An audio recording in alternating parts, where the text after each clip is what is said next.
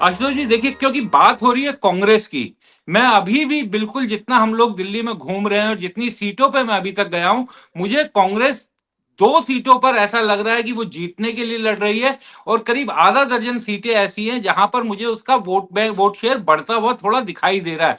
बाकी दिल्ली में as a whole कि ये चुनाव त्रिकोणीय हो जाएगा या ये चुनाव किसी तरह से 3 पार्टियों के बीच में होगा, ऐसा दिल्ली में बिल्कुल नहीं दिखाई दे रहा। और राहुल गांधी, क्योंकि कांग्रेस पार्टी ये कोशिश कर रही है कि उसके मूल जो बुनियादी वोटर थे, एक झुग्गी के वोटर, झुग्गी बस्तियों में रहने वाले वोटर, और दूसरा मुस्लिम और दलित, इन लोगों को वो कोशिश कर रही है किसी तरह अपने साथ जोड़ ले। आशुतोष जी, जिस समय हम लोग कांग्रेस आम आदमी पार्टी जब सत्ता में नहीं आई थी, उससे पहले जो झुग्गी बस्तियों के वोटर हैं, वो अपने आप को कहते थे कि हम इंदिरा गांधी के वोटर हैं। और इंदिरा गांधी की को दिवंगत हुए काफी समय बीत गया था, उसके बावजूद वो अपने आप को इंदिरा गांधी से जोड़ते थे। लेकिन अब 2013 में जब अरविंद केजरीवाल आए और उसके बाद अब तक, वो उनमें से एक बड़ा चंक है जो ये कहता है कि हम झाड़ू के वोटर हैं। वो अरविंद केजरीवाल का भी नाम नहीं जानते, वो कहते हैं हम झाड़ू का वोटर हैं। तो इसलिए बहुत मुश्किल मुझे अभी दिखाई दे रहा है। और राहुल गांधी में भी कहीं ना कहीं एक कंफ्यूजन भी दिखाई दे रही है, क्योंकि जब उनकी जो पहली रैली हुई थी सीलमपुर में, तो सीलमपुर की रैली में उन्होंने दिल्ली के मुद्दे, जिस पर विपक्ष से उम्मीद की जाती है कि वो घेरेगा सत्ताधारी दल को, उन्होंने ना कथित शराब घोटाले की बात की, ना उन्होंने सीएम के आवास की बात की जिसको शीश महल कहा जाता है। अजय माखन की एक प्रेस कॉन्फ्रेंस होने वाली थी जिसमें देशद्रोही वो अरविंद केजरीवाल को कहना चाहते थे, वो प्रेस कॉन्फ्रेंस नहीं होने दी। तो कहीं ना कहीं एक कंफ्यूजन अभी भी मुझे दिखाई देता है कांग्रेस की टॉप लीडरशिप और स्टेट लीडरशिप के बीच में। बट विक्रांत, जिस तरीके से राहुल गांधी ने अपनी पहली सभा में एक तरीके से नरेंद्र मोदी और अरविंद केजरीवाल दोनों को ये कहा कि झूठ बोलने में दोनों बहुत माहिर हैं, और तो वो एक बड़ा आक्रामक हमला था।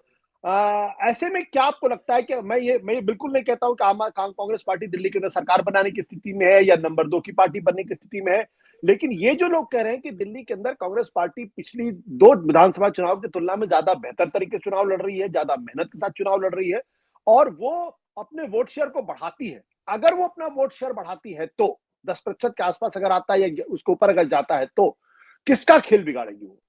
आशुतोष जी, मैं अभी भी अगर कांग्रेस अपना वोट प्रतिशत बढ़ाती भी है, तो दिल्ली में कितना उसका वोट प्रतिशत बढ़ता है ये बहुत बड़ी बात है। अगर वो 15-16% तक जाता है, तब दिल्ली में खेल बिगड़ता हुआ दिखाई देगा। अगर वो सिंगल डिजिट में रहता है, यानी 10 से नीचे रहता है, तो मुझे नहीं लगता कि उसका नतीजों पर कोई बहुत बड़ा असर पड़ेगा। क्योंकि दिल्ली का जो चुनाव है, दिल्ली में कई सीटों पर अरविंद केजरीवाल बहुत बड़े मार्जिन से अपने पिछले दोनों चुनाव में जीते हैं। तो कांग्रेस अगर 15% के आसपास आ पाती है, तब जाकर के दिल्ली में वो खेल बिगाड़ने की और सीटें जीतने की स्थिति में दिखाई देगी कि कुछ सीटें वो जीत ले।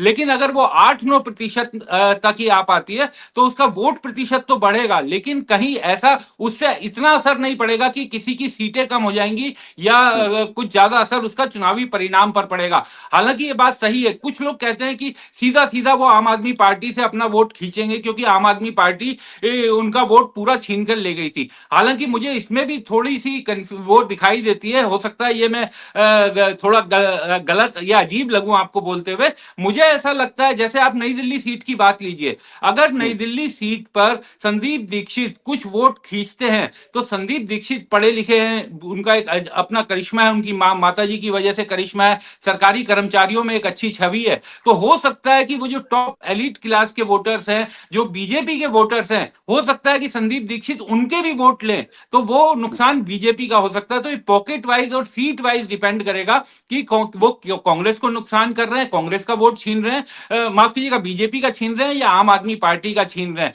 ऐसा एक इसका कोई सीधा गणित नहीं हो सकता कि अरविंद, अगर कांग्रेस का वोट शेयर बढ़ता है तो वो पूरी तरीके से आम आदमी पार्टी का ही वोट शेयर होगा। कुछ कुछ जगह पर वो बीजेपी के भी वोट शेयर में सेंध लगाएगी, अगर उसका वोट शेयर बढ़ता है तो। बिल्कुल, लेकिन ये जो कहा जा रहा था कि दिल्ली के अंदर जो मुस्लिम तबका वो तकरीबन 13% है, जो दलित तबका तकरीबन 17% है, तो ये कुल मिला के 30% होता है। और अगर इस बार ये कहा जा रहा है कि भाई कांग्रेस की पहली पसंद, मुसलमानों की पहली पसंद तो कांग्रेस है, अब वो वोट कांग्रेस को देता है या नहीं देता है एक अलग प्रश्न है। अगर वो जरा सा भी अगर कांग्रेस के वोटों में अगर सेंध लगा पाएंगे, तो कितनी आम आदमी पार्टी की सीटों को नुकसान पहुंचा सकते हैं वो?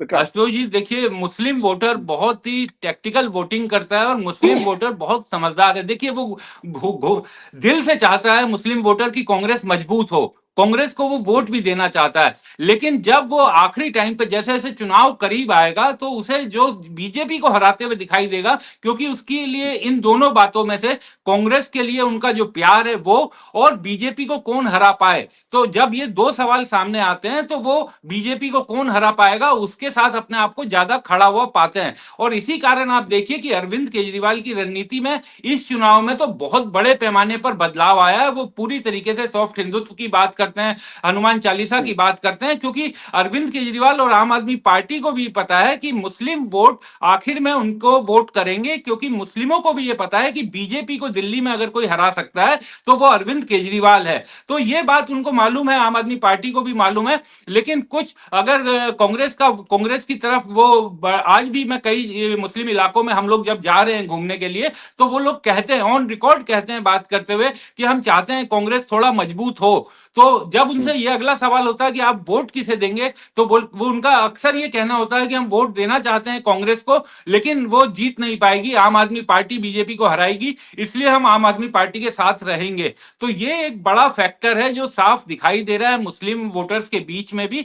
और कुछ जगह जैसे ओखला में और एमआईएम के जो प्रत्याशी आए हैं, दिल्ली दंगों में बंद हैं, माफ कीजिएगा, ताहिर हुसैन। नॉर्थ ईस्ट की सीट से, तो इन दो सीटों पे जो एआईएमआईएम के प्रत्याशी हैं वो अच्छा कर रहे हैं, वो अच्छा वोट काट रहे हैं। जेल में बंद होने के बावजूद, दिल्ली दंगों में बंद होने के बावजूद, दोनों ही प्रत्याशी जो एमआईएम के हैं वो दोनों दिल्ली दंगों के आरोपी हैं, दोनों ही इस समय जेल में बंद है। उसके बावजूद उन दोनों सीटों पर बहुत अच्छा चुनाव वो लड़ते हुए दिखाई दे रहे हैं। कितना पोलराइज होगा, कितना वोट काटेंगे, इसीलिए इन सीटों पर बाकी दिल्ली में हम बाइपोलर और त्रिकोणीय होने की बात कर रहे हैं, इन सीटों पर चार कोणीय मुकाबला भी होने को दिख सकता है, और जो जीत का मार्जिन होगा वो पहले के मुकाबले घट सकता है।